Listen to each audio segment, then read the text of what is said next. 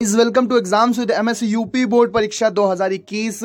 Paper के pattern में बदलाव हो चुका है। परीक्षा की हमारी घोषणा हो चुकी है दोस्तों की जुलाई के दूसरे वीक से हो सकता है कि हमारी परीक्षाएं स्टार्ट हो। सरकार ने तो यही प्रस्ताव निकाला है कि जुलाई के दूसरे वीक से स्टार्ट हो सकती हैं अगर स्थितियां नॉर्मल रहीं। और जैसे जैसे केसेस नीचे जा रहे हैं उससे लग रहा है कि जी हाँ, अब हमारी स्थितियां, जो प्रदेश की स्थितियां हैं, वो परीक्षा कराने के लायक हो सकती हैं। तो जुलाई के दूसरे वीक से हमारी परीक्षाएं स्टार्ट होंगी। स्कीम का क्या फंडा है, स्कीम जब भी जारी होगी ऑफिशियल अपडेट आएगी, मैं आपको अपडेट कर दूंगा। आपको न्यूज़ चैनल्स वगैरह से भी अपडेट आपको मिलती रहती हैं, ठीक है। सबसे बड़ी दिक्कत है पेपर के पैटर्न में क्या बदलाव हुआ है। 12th के पेपर के पैटर्न में बदलाव हुआ है। केवल 3 प्रश्न, कई सारे यूट्यूब पर मैंने वीडियोज देखे जहां पर कहा गया है केवल 3 प्रश्न आपको करने होंगे। क्या मतलब है इसका, इसको बिल्कुल क्लियर कर देंगे आज की इस वीडियो में, बिल्कुल क्रिस्टल क्लियर कर देंगे। वीडियो को बिल्कुल भी स्किप मत करना। चलो शुरू करते हैं आज का ये वीडियो। तो सबसे पहले आप यहां पर देखो, यहां पर आप पढ़ेंगे कि सरकार ने इंटर के 26 लाख से अधिक छात्र छात्राओं की परीक्षा जुलाई के दूसरे वीक से कराने का निर्णय लिया है,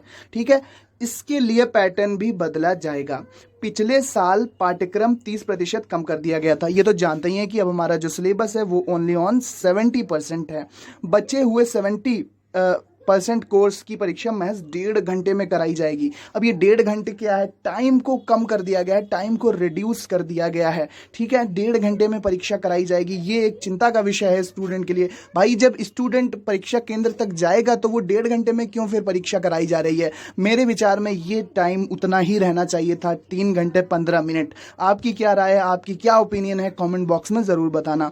इसके बाद क्या लिखा गया है, प्रायोगिक परीक्षाएं दूसरी लहर आने से पहले ही हो चुकी हैं। इस बार बच्चों के पास प्रश्नों के अधिक विकल्प होंगे।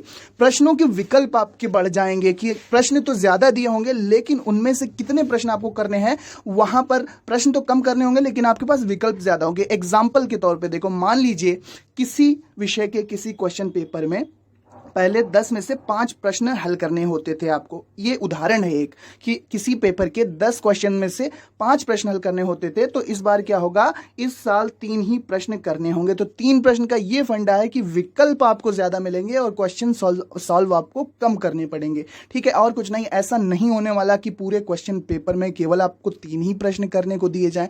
जी नहीं, ऐसा नहीं है, विकल्प ज्यादा होंगे। ये उदाहरण है कि किसी पेपर में 10 क्वेश्चन होते थे तो वहां पर आपको 5 करने पड़ते थे, ठीक है। लेकिन इस बार क्या होगा, इस बार आपको थोड़े कम प्रश्न सॉल्व करने होंगे, थोड़ा कम समय भी दिया जाएगा, ठीक है। जहां तक इस न्यूज से लगता है तो यहाँ ये ही स्पष्ट हो रहा है अभी तक तो फिलहाल। लेकिन इसके बारे में जो भी ऑफिशियल अपडेट है उसके लिए अभी पर्याप्त समय है सरकार के पास। क्या पैटर्न हो सकता है कि मॉडल पेपर भी यूपी बोर्ड जारी करे क्लास 12 के लिए। तो हालांकि कुछ लोग इस निर्णय के पक्ष में नहीं थे। उनका तर्क है कि जब बच्चे परीक्षा केंद्र तक जाएंगे तो 1.5 घंटे की परीक्षा कराने का क्या मतलब है। बिल्कुल ठीक बात है। अब नेक्स्ट देखते हैं, नेक्स्ट क्या कहा गया है। बोर्ड ने पहले ही पाठ्यक्रम सिलेबस जो है अपना घटा दिया है। ऐसे में प्रश्नों की संख्या घटाने से बच्चे का मूल्यांकन सही से नहीं हो सकेगा। बिल्कुल सही बात कही गई यहाँ पर।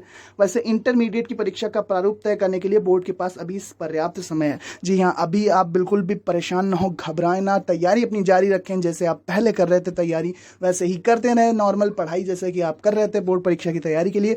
हो सकता है कि वो बोर्ड है वो आपको ऑफिशियली बताए कि 12th की परीक्षा का पैटर्न क्या रहने वाला है। दोस्तों यहाँ पर साफ साफ लिखा है कि परीक्षा का प्रारूप, परीक्षा का पैटर्न तैयार करने के लिए बोर्ड के पास अभी समय है। 1.5 घंटे की होगी या नहीं होगी ये अभी नहीं कोई बता सकता। 3 प्रश्न करने होंगे या कितने प्रश्न करने होंगे ये क्लियरली अभी कोई नहीं बता सकता। बोर्ड आपको खुद अपडेट देगा दोस्तों। इसके बाद क्या है कि सितंबर के मध्य तक दे सकेंगे परिणाम। तो पहले परीक्षा ही हो जाए, परिणाम तो बाद में ही देखा जाएगा। परिणाम जब भी आए तो यहाँ पर साफ है कि जुलाई में परीक्षा कराने निकल जाएगा। उसके बाद 15 दिन कॉपियों को जांचा जाएगा। उसके बाद कम से कम 1 महीने में रिजल्ट तैयार होगा। ऐसे में सितंबर के दूसरे वीक से पहले तक इंटरमीडिएट का रिजल्ट आना मुश्किल है। तो दोस्तों जो क्वेश्चन का फंडा यही है कि आपको विकल्प ज्यादा मिलेंगे, समय आपको 1.5 घंटे मिलेगा। यानी कि आप इस तरह से समझ लीजिए कि अगर आपको किसी पेपर में 10 क्वेश्चन दिए होते थे, उसमें 5 करने होते तो आपके 3 करने होंगे। मान लीजिए फिजिक्स के जो क्वेश्चन पेपर मैंने देखा है अभी कि कौन से पेपर में कितने क्वेश्चन पेपर होते थे, तो मान लीजिए क्लास 12 फिजिक्स का पेपर है, उसमें दिए हैं 9 क्वेश्चन, ठीक है, तो उसमें सभी प्रश्न अनिवार्य होते थे, तो अब की अथवा अथवा करके आपको विकल्प भी मिल जाएंगे। ऐसा हो सकता है, मैं बिल्कुल गारंटी के साथ नहीं कह सकता, लेकिन ऐसा हो सकता है। इसी तरह से केमिस्ट्री में आपको विकल्प मिल जाएंगे, अथवा करके आपको क्वेश्चन मिल जाए। हिंदी, इंग्लिश, समाजशास्त्र, नागरिक शास्त्र, अर्थशास्त्र, ठीक है, गणित, बायो, इन सभी में आपको विकल्प मिल जाएंगे। आपको कम क्वेश्चन सॉल्व करने होंगे पिछले सालों की तुलना में।